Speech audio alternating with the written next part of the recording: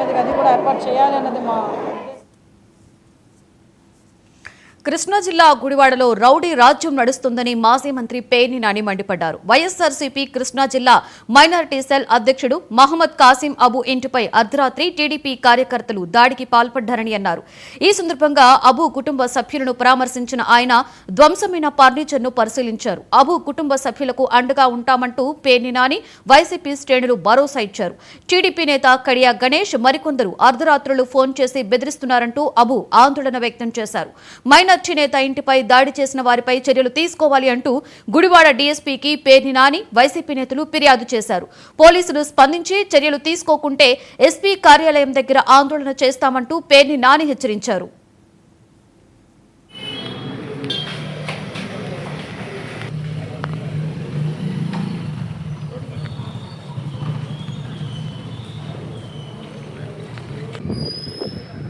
కృష్ణా జిల్లా YSR Congress party minority విభాగం అధ్యక్షుడు అబు గారు మొన్న 15వ తారీఖున కేంద్ర ప్రభుత్వం అంటే కూటమి ప్రభుత్వం, Bharatiya Janata party, Telugu Desam party, Janasena party ఈ 3 పార్టీలు కలిసి పార్లమెంట్లో 1995 వక్ఫ్ చట్టానికి సవరణలు అంటే ముస్లిం మనోభావాలకి విరుద్ధంగా, ముస్లిం మనోభావాలు గాయపడేట్టుగా వారిలో భారతీయ ముస్లింలలో వారి సాంప్రదాయాల్లో, మత విశ్వాసాల్లో, మత ఆచారాల్లో ప్రభుత్వం సరాసరి చట్టం ముసుగులో వేలుపెట్టి వారిలో అభద్రతా భావాన్ని కారణభూతులయ్యే పరిస్థితిలో జరుగుతున్నటువంటి చర్యలకి నిరసనగా గుడివాడలో ఉన్నటువంటి ముస్లిం సోదరులందరినీ కూడా మనం నిరసన కార్యక్రమాన్ని చేపట్టాలనే ఒక ఆలోచనతో ఇక్కడ మీటింగ్ పెట్టడానికి ముస్లిం పెద్దలందరికీ కూడా తను కౌరు చేసి ఒక సమావేశాన్ని ఏర్పాటు చేస్తే కడియాల గణేష్ అనేటువంటి ఒక వ్యక్తి అబు గారికి ఫోన్ చేసి,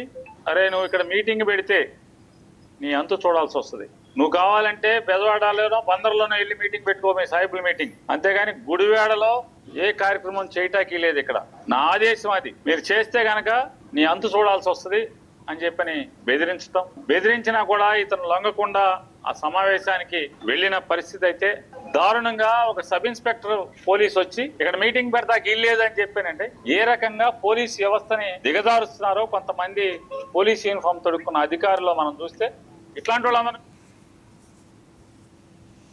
అమరావతి దేశానికి క్రీడా రాజధానిగా కానుందని ఎంపీ శివనాథ్ అన్నారు. ఇబ్రహీంపట్నం మండలం